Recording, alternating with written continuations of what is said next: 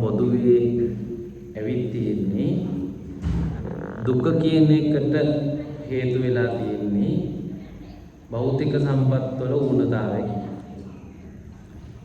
ඒක කට්ටියක් ඒක දෙයියෝ නිසා වුණා කියනවා.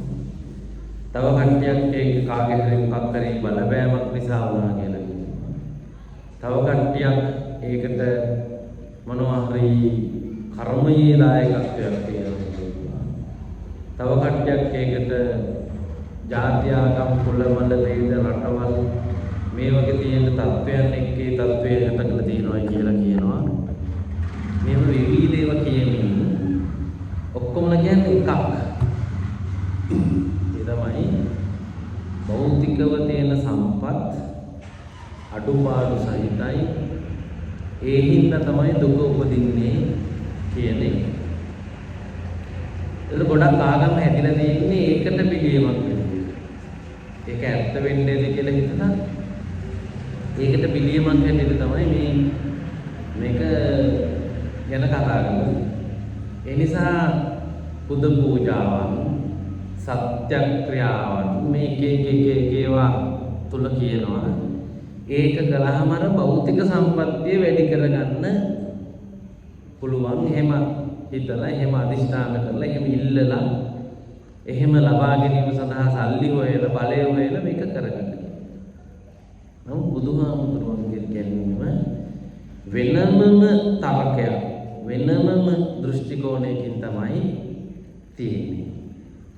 බුදුරජාණන් වහන්සේ සමාජයෙන් ප්‍රශ්න කරනවා දුකෙන් ඉන්නේ දුප්පතුන් විතරද කියලා. දුකෙන් ඉන්නේ මේ සම්පත් අඩුපාඩු සහිත ඌන තත්වයෙන් තියෙන එහෙමයි විතරද කියලා. මොකද ඔයාලට කියන්නේ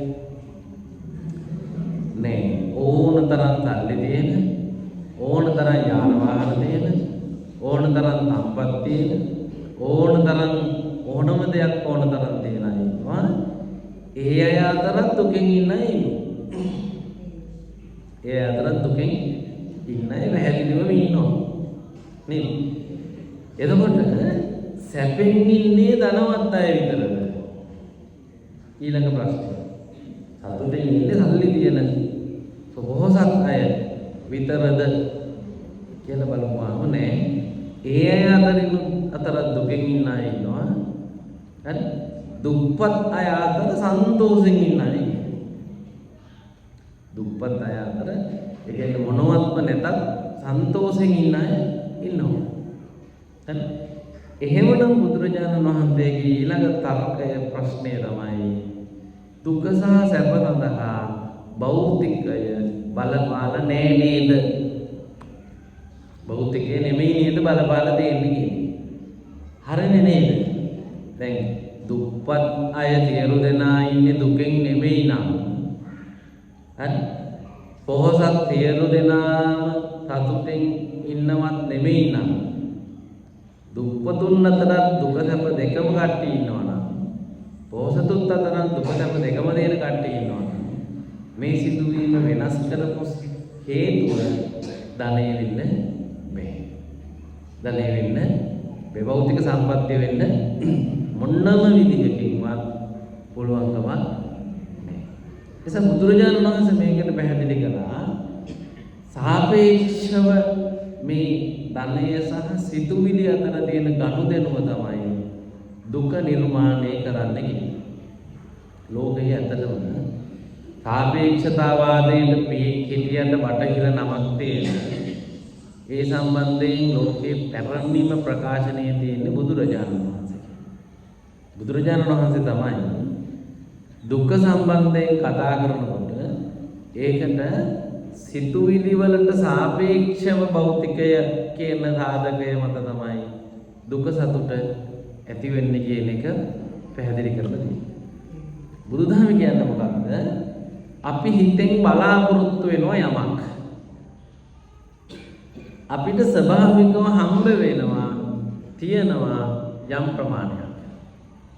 මෙන්න මේ දෙක අතර සමානතාවයක් නැති හැම වෙලාවෙම දුක තියෙනවා. බලාපොරොත්තු බලාපොරොත්තුවට සාපේක්ෂව අනිත් පැත්ත මොකද්ද? උරුමය. ඇයි අපි ඒකට උරුමය කියන්නේ? ඒක උරුම වෙන්නේ සබහාදහමේ ස්වභාවිකත්වයන් පහකින් නිර්මාණය වන ප්‍රතිඵලවල. දැන් ඔබේ නිරෝගීකම, ඔබේ දැනුගත්කම, ඔබ ඊයත් වෙන රට, ඔබේ දෙමව්පියෝනු කට්ටිය මේවට යම් කොටසකට සම්බන්ධයි බීජ න්‍යාය, ඥානවල ප්‍රශ්න, ඒ උරුම වෙච්ච පවුලේ ගැටලු, ඒ පවුලේ තියෙන හිමිකම්, ඒවා අපිටත් එනවා. මේකට කියන්නේ බීජ න්‍යාය කියලා. එයින් එන්නේ දුක සතුට නෙමෙයි උරුමයක් එන්නේ මොන හරි භෞතික මට්ටමක්. ඒ වගේ තව එකක් තමයි කර්මයෙන් සම්බන්ධ වෙච්ච ටික. කර්මයත් එහෙම අපිට අපේ ජීවිතේ ලෙඩ දුක් අසනීප පුද්ගල සම්බන්ධතා මේවට හිමිකම් උරුමේ හැටියට සාධනය. ඒ වගේ තව එකක් තමයි ඍතු න්‍යාය, ජීවත් වෙන කලාපේ, ජීවත් වෙන පරිසරයේ, ජීවත් වෙන ගම රට, ඒ අයට තියෙන පොදු ප්‍රශ්න අපිට ඊට පස්සේ අපේ ප්‍රශ්න වෙලා පිහිටනවා. ඊළඟට දෙනවා ධම්ම න්‍යාය කියන එක. ඒ තමයි පාවිච්චි කරන අමුද්‍රව්‍යයට තියෙන අමුද්‍රව්‍යාත්මක ගුණය. ඒක කැඩෙන සුළු නම් ධනවත් ભેදයක්, පොහොසත් ભેදයක්, කුලහීන ભેදයක් නැතුව ඒක කැඩෙනවා. කැඩුනම අපිට පාඩු වෙනවා. කැඩුනම අපිට තුවාලයක් වෙන්න පුළුවන්. කැඩුනම අපිට මරණයක් වෙන්න. හරි අපේ භෞතික සම්පත මුළු ශේෂතම නැති වෙන්නත් පුළුවන්. ඔය දැන් ගම් වතුරට නායාම වලට උනේ එහෙම වෙන්න පුළුවන්. ඒක ධම්ම න්‍යාය. හරි ඔය වගේ තව එකක් තියෙනවා චිත්ත න්‍යාය. චිත්ත න්‍යාය කියන්නේ ඔබ තීන්දුව කරලා ගත්ත තීරණ සහ ක්‍රියාත්මක වෙච්ච ඒ වගේ ඔබට ලැබිලා තියෙන ප්‍රතිඵල. ඔබට අයිතිය තිබුණනේ පාඩම් කරනවද නැද්ද කියලා තීරණය කරන්න. එහෙම කරලා ඔබ මහන්සි වෙච්ච ප්‍රමාණයට තමයි පාස් වෙලා ඇත්තේ, ලකුණු වෙලා ඇත්තේ, ජොබ් හම්බෙලා ඇත්තේ, මොකක්ද වෙලා ඇත්තේ. හරි. එහෙම ඔබට තීරණය කරලා ගන්න පුළුවන්කම තිබිච්ච තීන්දුව හැම එකකම ප්‍රතිඵල වලට අපි කියන්නේ චිත්ත නියාමයේ ප්‍රතිඵල. හරි. මෙන්න මේ පහෙන් ඔබට ඔබේ උරුමය කියලා එකක් සම්බන්ධ වෙලා තියෙනවා. ඒ උරුමය තුල තියෙනවා මෙන්න මේවා. ලාභ තියෙනවා. විතකදී අවාසි අලාභ තියෙනවා. හරි. ඒවා හැදෙන්න හේතු තමයි අර නියාම ධර්ම පහ.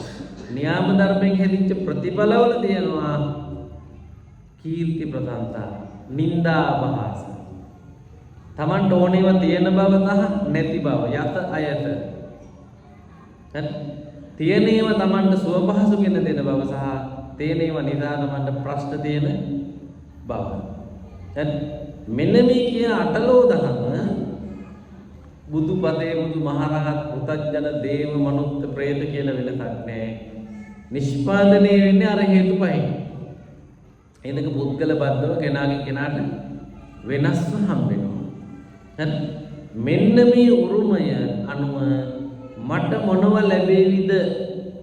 මට මොකක් ඊළඟට උරුම වෙයිද? මට ඊළඟට මොන වගේ දෙයක්ද වෙන්නේ කියලා අර හිතන හිතට හරියට හිතා ගන්න බැරි වෙන හැම වෙලාවෙම මොකක් වෙනවද? ඉච්ඡා බංගත්වයටපත් වෙනවා. හිතපු දේ වැරදීමට ලක්වීම වෙනවා. අපි අන්නේ එතනදී ඇති වෙන ස්පේස් එක තමයි, ગેප් එක තමයි දුක කියලා කියන්නේ. එතකොට දුක නිර්මාණය වෙන්නේ කොහොමද? සිතුවිලිත් උරුමයන් අතර අසමබරතාවය.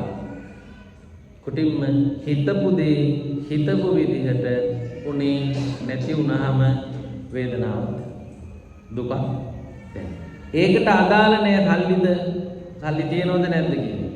කෝටි ගාණක් තියෙද්දි තව ලක්ෂයක් ඕනකම තිබිලා ඒක හොයාගන්න බැරි වුණාම දුක් වෙනවා. අර තියෙන ප්‍රමාණය අදාළ නැහැ. හිතපු ප්‍රමාණයට හම්බුණාද නැද්ද තමයි. කෝටියක් හොයපු කෙනෙක්ට 90 ලක්ෂයක් හම්බුණාම 10 ලක්ෂයක් හම්බෙච්ච නැති එකට දුක තියෙනවා. 90ක් හම්බෙලා තමයි. හැබැයි 10ටත් දුක එනවා. ඇයි? ඒක තම තීරණය වෙන්නේ සිතුපු දේ හිතපු පරිද්දෙන් මේට උනාද නැද්ද? හරි? එන්නේ හැම වෙලේම දෙන්නේ පින්නතුනේ ඔයාලට බැලන්ස් එකක් ගහන්න දෙන්නේ. අපිට මේක සමබර කරන්න තමයි දෙන්නේ මොකක් වෙන්නද? දුක් නැති වෙන්න. දුක නැති වෙන්න කරන්න දෙන එකම දේ තියෙන එක වෙනස් කරන්න බෑ. ඒක හැදෙන්නේ අර නියාම ධර්ම පහෙන්. හරි? හැබැයි අපිට ඕන වෙලාවක වෙනස් කරන්න පුළුවන් හිතන එක. ඕන වෙලාවක අපිට වෙනස් කරන්න පුළුවන් හිතන එක. අපි දක්ෂ වුණොත් තියෙන එකට ගැලපෙන්න හිතන එක සමබර කරගන්න එතන නිර්මාණය වෙන්නේ නැහැ ඉච්ඡා බංගත්වය. හරි? ඒ නිසා සමහර කෙනෙකුට අසනීප තිබිලා දුක නොතිබෙන්න පුළුවන්. මොකද එයාට තේරෙනවා නම් අසනීප වීම සාමාන්‍යයි කියලා. එයා අසනීප වීමත් එක්ක ගැටුමක් එයාට නැහැ. එයාට ඒක තරන්න බැරි, පිළිගන්න බැරි, හිතා ගන්න බැරි එකක් නෙමෙයි. එයා හිතපු එකක්. එයා තේරුම් ගන්න අවබෝධ කරන් ඉන්නවා. ඔය වගේ මරණය හරි, කාලගුණය හරි මේ වගේ දිදුවෙන එකේදී හැම කෙනාටම දුක දැනෙන්නේ. දුක දැනෙන්නේ හිතන විදිහ ඇතුලේ හිතපු දෙයයි හම්බුණු එක දෙකයි අතර වෙනසක් ඇති වුණාද නැද්ද? දැන් එතකොට මෙන්න මේ කියන මූලාශ්‍රයේ සිට මූලික තර්කයේ සිට තමයි බෞද්ධ භාවනාව හැදෙන්නේ. දැන් සිතුවිලි හැම වෙලාවෙම බුදු දේශනාවට අනුව සංක්‍රීයයි. අපේ නිගමන අපේ තීන්දුව අපි හිතුවට අපි ගන්නේ කියලා නෑ. ඒවා සාපේක්ෂයි අපි දන්නා විස්තර වලට. අපි දන්නා තොරතුරු වලට. හරියට නිකන් එක ලංකාවේ ඡන්දේ වාගේ. අපිට කිව්වට අපිට ඕන කට්ටියපත් කරනවා කියලා අපි පත් කරන්නේ උන් දීපු සෙට් එකෙන් අපිට පත් කරන්න වෙච්ච එක. අපි කැමති මේ අපේ ගමේ කෙනෙක් ජනාධිපති කරන්න උනාට එහෙමපත් කරන්න බෑ ඕනේ. අපිට දෙනවා මේ කට්ටියකින් කෙනෙක් හොයාලා පත් කරලා දෙන්න. ඒතර අපිට කිව්වට අපිපත් කරගෙන තියෙන්නේ කියලා නෑ අපි තෝරලා දීලා තියෙන්නේ. යාලා පත් කරගන්න කැමති කට්ටියකගෙන් කෙනෙක්. අපිපත් කළා නේ. හරි එයාලා පත් කරගන්න කැමති කට්ටිය ටිකක් එයාලා තීරණය කරලා තිබ්බා. හරි අපි එයාලට ඒ කවුරුපත් උනත් එකයි වගේ එකක් තියෙන්නේ. අපි ඒකෙන් කෙනෙක් පත් කරලා අපි තමයි පත් කරේ කියලා පොඩි හීන්දාරේ සතුටක් ලබන්න රවට්ටලා තියෙන්නේ. ඔන්න ඔය වගේම අපි තමයි පත් කරන්න කියලා කිව්වට එයාලා තමයි අපි ළමා පත් කරවගෙන තියෙන්නේ වගේ ගන්න තියෙන්නේ. ඒ වගේ එකක් තමයි මෙතන තියෙන්නේ. අපිට දැනුණාට අපි තමයි හිතන්නේ කියලා නෑ අපිට දීලා තියෙන විස්තර ටිකට අපිට හිතන්න වෙලා තියෙන එක තමයි අපි හිතලා දෙන්නේ. හරි බුදුහාමුදුරු දේශනා කරනවා ලෝකයා විශාල විකෘතියක් කරලා දෙනවලු සමාජයට. විස්තර සම්පූර්ණයෙන්ම බොරු ඒවා සමාජගත කරලා තියෙනවා. හරි කැඩෙන බිඳෙන විනාශ වෙන ඒවා ඉතාම ස්ථීර සාර සංඥාවෙන් අපට දැනෙන්න සමාජය ව්‍යාපාරිකයෝ වටපිටාවේ ඉන්න කට්ටිය සලස්සලා තියෙනවා. එතකොට ලෝකයේ තියෙන දේ අනිත්‍ය වුණාට ඔබේ දත්ත කපඩාව ඒක ගැනම තියෙන වැරදි විස්තරයක් මොකක් කියලාද? නිත්‍යයි කියලා. නේද? ලෝකයේ තියෙන මේ දේවල් වල වටිනකම බිඳුව වුණාට අසාරතාවයේ ශූන්‍යතාවයේ වුණාට ලෝකයා අපිට ඒවට දීලා දෙනවා. එයාලා තීරණය කරපු අගයක් පිළිගන්න කියලා. හරි හැම භාණ්ඩයකම මිල තීරණය කරලා දෙන්නේ අපි ගන්නවා නම් ගන්න හින්දා උන් වැඩි කරලා උන්ට ඕන කාරණේද? හැම වෙලේම ඕනම භාණ්ඩයක මිල තක්සේරු කරන්න විකුණන කෙනා. විකුණන කෙනා ඒක වෙනස් කරනවා අපි ගයිම කියලා සුවර්ණ අඩු කරනවා ගන්න නැති වෙයි කියලා හිතුණා නේ. එතකොට එයා හැම වෙලේම එයාගේ ලාභය වාදිය මොකක් හරි එක වෙනුවෙන් අද එයාගේ තීරණය අපි එක බාර අරගෙන පිළියෙලගෙන රැවටිලා ඉන්නවා. ඕක ඇත්ත මේක තමයි. අගේ ශූන්‍යයි වටිනාකම තක්සේරු කළොත් හරි අගය බිඳුවයි. හැබැයි වෙළඳාගේ තමයි අපි හරි අගය කියලා පිළිගන්න හදාගෙන. හරි එතකොටත් ඔන්න රැවටීමක් තියෙනවා. මොකද්ද? අසාරේ සාර සංඥාව. මේ දත්ත වැරදි ඇත්තටම ගත්තා. හරි ලෝකේ තියෙන ජීව අජීව හැම වස්තුවම වෙන්නත් ස්වයංක්‍රීයයි. ඒවාට තියෙනවා ඒවා වැඩ කිරීමේ සිස්ටම් එකක්. හරි? මෙන්න මේ ස්වයංක්‍රීයතාවය නිසා අපිට බෑ ඒක කන්ට්‍රෝල් කරන්න. අපිට බෑ ඒක පාලනය කරන්න. හරි? හැබැයි සමාජය අපිට එහෙම අපේ කියලා හිතෙන විදිහට නොයේක් උපක්‍රම හදලා දෙනවා. හරි? මේ ඔයාගේ ඇයි ඔයාලා ගෙදර තමයි ඉන්නේ ඒ හින්දා කියනවා. එතකොට අපි හිතන ඔවුනේ මෙහා අපේ ගෙදරනේ ඉන්නේ. හරි? ඒ හින්දා මගේ තමයි කියලා. හරි? ඒ ඔයානේ ඉපැද්දුවේ කියලා අහනවා. එතකොට අපිට ඕනේ මමනේ ඉපැද්දුවේ මගේ බඩේනේ හිටියේ. ඒ හින්දා මගේ තමයි කියලා ඔන්න මේ බොරු. හැබැයි අපිට ඇත්ත කියලා වගේ දැනෙන තර්ක දාලා බොරු දත්ත අපේ ඔළුවේ කවලා තියෙනවා. හරි? අපිට අපේම හිතවත් පාලනය කරගන්න බෑ.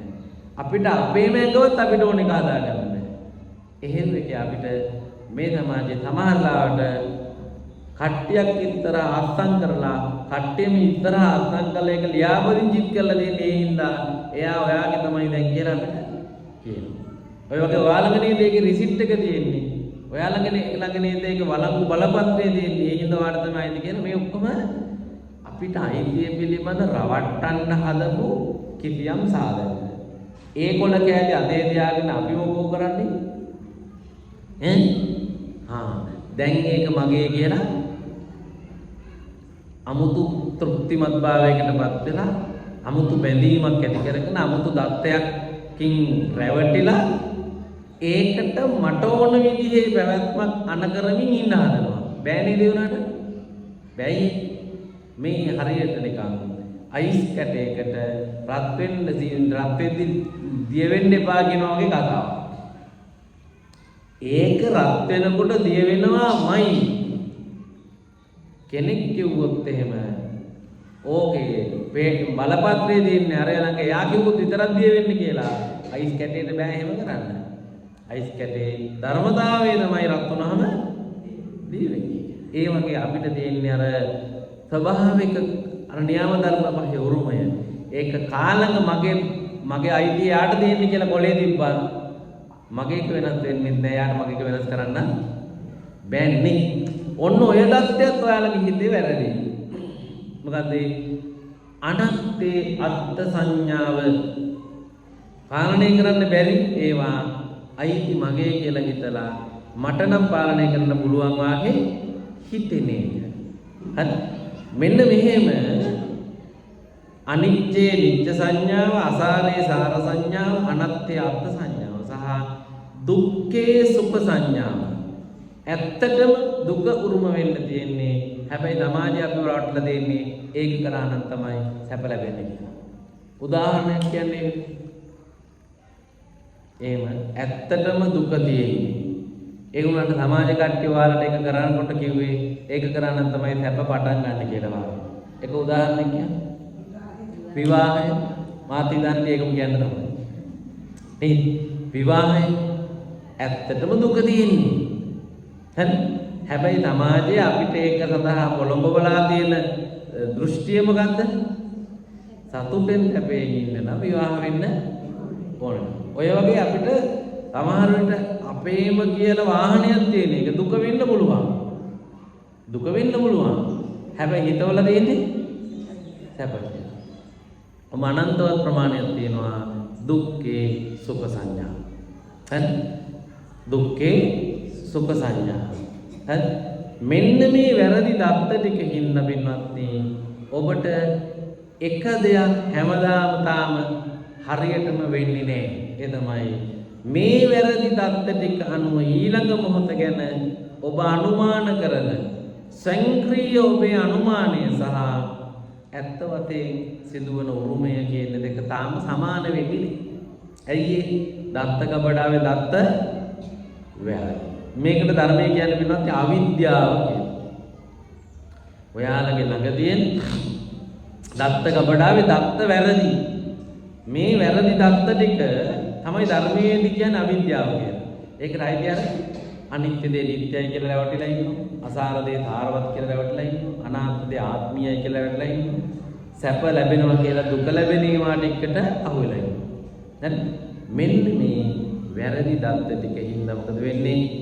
අපි හැම වෙලාවෙම මෙන්න මෙහෙම වෙයි කියලා හිතන එක එසේ නොවෙමින් අපි පිළිනවා. මොකද මේක ගැන ඇත්ත විස්තරේ නෙවෙයි අපි දන්නේ. දන්න විස්තරෙන් තමයි හැබැයි අපිට ඔටෝ අනුමාන නිර්මාණය වෙන්නේ. එතකොට හැම වෙලේම අපි දුකෙන් ඉන්නේ. අයියේ දත්ත වැරදි. වැරදි දත්තවල නිගමනයත් වැරදි. නිගමනයේ වැරදි හින්දා දුක එනවා. අර නිගමනයේ වැරදි හින්දා ප්‍රතිඵලය හැම වෙලේම අර කැප් එක තියෙනවා. සිතුවිලි උරුමයක්. හරි? මෙන්න මේ தත්ත්වයේ වළක්වා ගන්න තමයි බුදුදහමේ ඇත්ත ඇති තැටියෙන් දැන ගැනීම කියන එක කරන්නම වෙනවා කියලා කියන්නේ. හරි? ඒ කියන්නේ අපේ හිතට ඒත්තු ගන්නවන්න ඕන ඇත්ත මේක තමයි කියලා. අපි දැන් ඇත්ත කියලා තමයි හිතාන ඉන්නේ හැබැයි ඇත්ත මේක නෙමෙයි රැවටිලා ඉන්නේ. හරි? මේ සඳහා කරන අභ්‍යාසය මේ සඳහා කරන සාම්පල් පරිේෂණ තමයි විදර්ශනාව කියලා කියන්නේ. විදර්ශනා භාවනාව කියන්නේ අන්න ඒකට. මොකද්ද? මේ කරන පරීක්ෂණය තුළ ඇත්ත මොකද්ද කියලා හොයාගන්න කරන අධ්‍යයනය. හරි? ඒ අධ්‍යයනයේට විතරයි ඇත්තටම පින්නත් පුළුවන්නේ ඔබේ හිත ඇතුලේ දැනට පිළි අරගෙන තියෙන වැරදි මතයක් සංශෝධනය කරන්න. මොකද ඒවා දැන් හිතාන ඉන්න එක හරි කියලා හිතෙන්නත් ඕන තරම් ඔබට සාක්ෂි තියෙනවා. කොළ කෑලි පෙන්වන්න තියෙනවා. නඩුවල වාර්තා පෙන්වන්න පුළුවන්. මේ කියන්නේ මේ මගේ තමයි යා කියලා කියන්නේ. මේ report එකේ තියෙන කියලා වෛද්‍ය වාර්තා පෙන්වන්න පුළුවන් නේ. එතකොට 1000ක් 2000ක් තියෙනවා සාක්ෂි. දැන් වැරදියට හිතාන ඉන්න එක හරි කියලා ඔබට තර්ක කරගන්න. ඔබට තර්ක මේ සම්මුතිය හදලා දෙන්නේ මෙහෙම තමයි. ඒ වැරදි දත්තේ හරි කියලා ඔප්පු වෙනවා. හරි? ඒක ප්‍රතිසංශෝධනය කරන්න නම් අපි සාමාන්‍යයෙන් හිතනවට වඩා සාමාන්‍යයෙන් බලනවට වඩා වෙනස් විදිහකට මේ ගැන බලන්න ඕනේ. ඒකට තමයි කියන්නේ විදර්ශනාව. ඒකට තමයි කියන්නේ විදර්ශනාව. ඒ වෙනස් විදිහ තමයි හිත ඇතුලේ පූර්ව උත්තරයක් නැතුව පූර්ව නිගමනයක් නැතුව හරි මේ සම්බන්ධයෙන් අපි ගවේෂණය කරන්න ඕනේ. ඔය කලින් කරන ලද නිගමනය තීරණය තීන්දුව නොයෙන්න හදන්න තියෙනවා හිතේ පොඩි දැනක වෙනස් කිරීමක් කරන්න. පංච නීවරණ ධර්ම තියෙනකොට පෙළඹෙන්නෙම ලස්සන දැක්ක ගමන් හොඳයි කියලා නිගමනයට ක්ෂණික වෙන්න විමසන්නේ. ව්‍යාපාදේ හැටි තමයි පොඩ්ඩක් අවුල් දෙයක් දැක්ක ගමන් හොඳම නෑ කියලා නිගමනයට එළ මේ පූර්ව නිගමන හොඳ ගවේෂණයක් නෙමෙයි.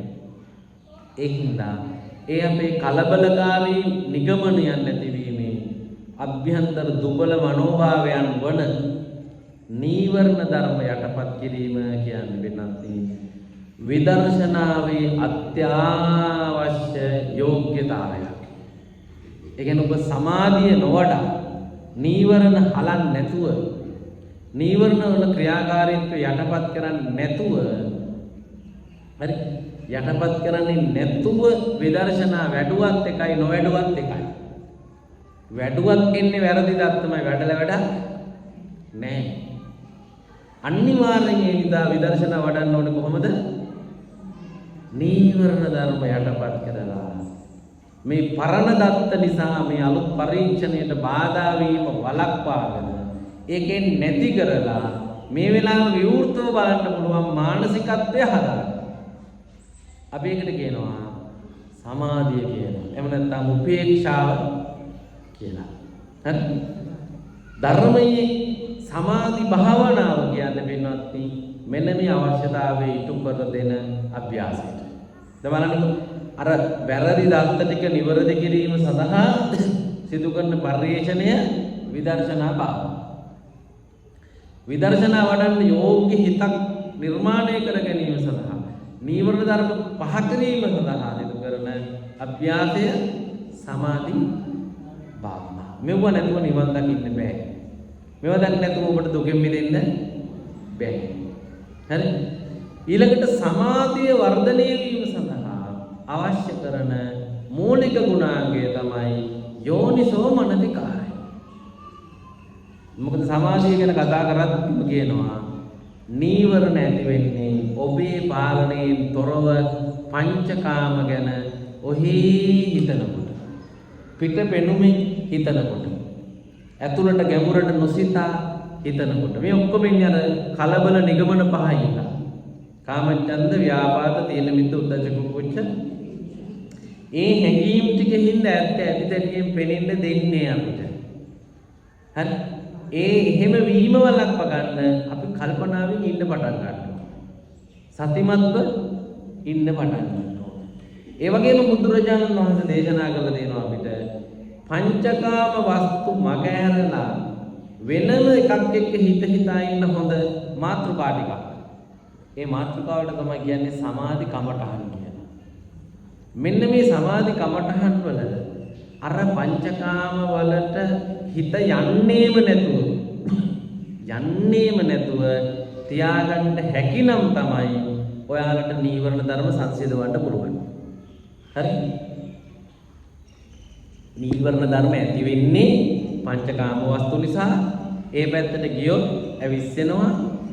අන්න බුදුහාමුදුර අපිට හිත ඒ පැත්තට නොයවා මේ වෙනම මාතෘකාවක් දුන්නා. මේකෙම හිත තියාගන්න. හරි? මේකෙම හිත තියාගන්න. ඒ වැඩේට තමයි අර යෝනිසෝ මනසිකාරය ඕනේ. සතිමත් භාවය ඕනේ. එතකොට ඒකට අපි කියනවා සති භාවනාව. සතිමත් භාවයේ කර්මස්ථාන නැත්නම් සති සම්පජඤ්ඤය භාවනාව. හරි? අවිද්‍යාව දුරු වෙන්නේ විදර්ශනා භාවනාවෙන්, නීවරණ දුරු වෙන්නේ සමාධි භාවනාවෙන්, අයෝනිසෝ මනසිකාරය දුරු වෙන්නේ සති සම්පජඤ්ඤය. ඒකෙන් තමයි කමඨහන් දෙකක්, සක්මන සහ ඉරියාපත භාවනාව. හරි? ඊළඟට තවදුරටත් කතා කරමින් යනකොට ධර්මයේ කියනවා මේ තතිමත් භාවයට බලපානවා සිල්වත් භාවය. ඔබට ඔබ ගැන තියෙන තක්සේරු නිගමනය. ඒක කාටවත් වෙන්න දැනෙන්නේ නැති වුණත් අපිට දැනෙනවා. හරි? අපිට පිටට ඉන්න පුළුවන් ලස්සනට සන්තෝෂෙන් ඉන්නවා වගේ. හැබැයි අපි දන්නවා නම් අපිට පසුත වෙන්න දේවල් දෙනවා කියලා අපි ඉන්නේ දුකෙන් කලකිරීම. ඒ හින්දා වැරදි කරපුවාම ඇති වෙන බය, තැති ගැනීම වැනි සාධක හින්දා මනෝභාවයන් නිසා වික්ෂිප්ත හිතක් අපිට තියෙනවා. කලබලයි. ඒ වික්ෂිප්ත ව්‍යාකූල හිතට බෑ සතිමත් වෙන්න. යෝනිසෝ මනසිකාරය ඇති කරගන්න. ඒ හින්දා ධර්මයේ කියනවා මොන අභ්‍යාසය වඩලවත් සතිමත් වෙන්න බෑ. මොකක් නැත්තඳ? සිල්වත් බව නැත්තඳ. එන සීලය කියන්නේ පින්කමක් නෙමෙයි. සීලය කියන්නේ අභ්‍යාසයක්. සීලය කියන්නේ ප්‍රතිපත්තියක්. ඒක පටිපදාවක්. ඒක මේන්ටේන් කරන්න ඕන. සීලය කියන්නේ ඊයේ උදේ ගත්තා ඉතින් එතනක් ටිකක් තියෙනවා පින්. අද උදේ ගත්තා එතනක් ටිකක් තියෙනවා පින්. හවසක් ගත්තා එතනක් ටිකක් තියෙනවා කියලා පින්. ගන්න වෙලාවට හැදෙන පින් වලින් ඊළඟ සපෝට් එක තියෙන ප්‍රතිඵලයක් තියෙන එක නෙවෙයි සීලය කියන්නේ. සීලය කියන්නේ රකින්නකොට ලැබෙන ප්‍රතිලාභයක්. හරි? ඒක රකින්නකොට හිතට එනවා අර නිර්භය, චංචල නොවන, වික්ෂිප්ත නොවන මානසිකත්වය. තමන්ගේ පවිත්‍රත්වයේ පිළිබඳව දැනෙන හැඟීමක් එක්ක. හරි? ඒන මේ නිවන් මාගේ ඉන්න ඕනම කෙනෙක් සීලය ගැන තමයි වැඩිපුරම සැලකිලිමත් වෙන්න ඕනේ. ඒක නැත්නම් සිහිය වැඩෙන්නෙත් නැහැ, සමාධිය වැඩෙන්නෙත් නැහැ, ප්‍රඥාව වැඩෙන්නෙත් නැහැ. හරියට මේ බිල්ඩින් එක අත්තිවාරමට බුදුහාමුදුරුවෝ උපමා කළේ තීලෙ. අත්තිවාරම සවිමත් නැත්නම් කැඩෙන්නේ නැති වෙන්න බිත්ති බඳින්නත් බෑ, වාලේ ගහන්නත් බෑ, මොකක් කරන්නත් බෑ. මේ ටයිල් එකවත් අල්ලන්න බෑ. පොළොව බහිනවා නම්, පොළොව ඇඹරෙනවා නම් නේ. එන අත්තිවාරම මේ ඔක්කොම සාර්ථකත්වයට යට ඉඳලා හයියලෙන එක සීලයත් ඒ වගේ. නේද? මේකේ තව ටිකක් හොඳට බලන්න කියොත් එහෙම සිල්වත් බවට බලපාන හැඟීමකුත් තියෙනවා. ඒ තමයි සම්මා දිට්ඨිය. මේ අපි කතා කරපු කාරණාව. දුක ඒකට හේතුව තමයි අවිද්‍යාව නිසා හටගන්නා තෘෂ්ණා. ඒක නැති කරන්න පුළුවන්.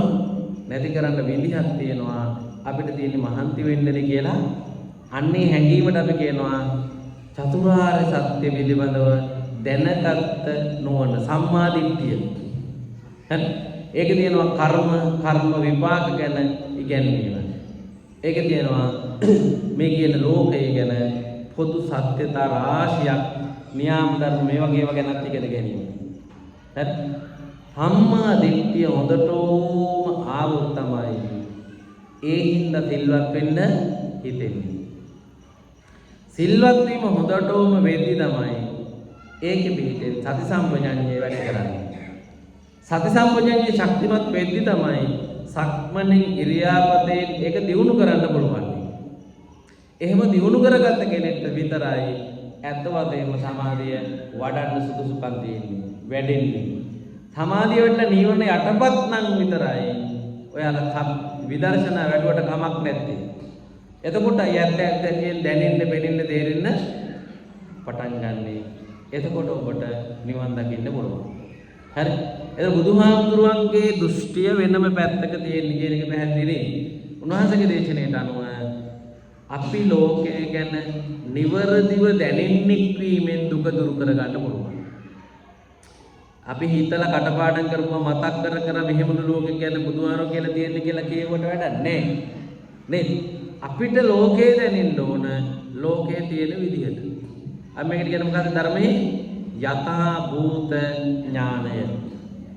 යථා භූත ඥානය සිංහලෙන් කියන්නේ අපි ඇත්ත ඇති සැටියෙන්ම පෙනීම. හරි. ඒක නිකන් වෙන්නේ නැහැ.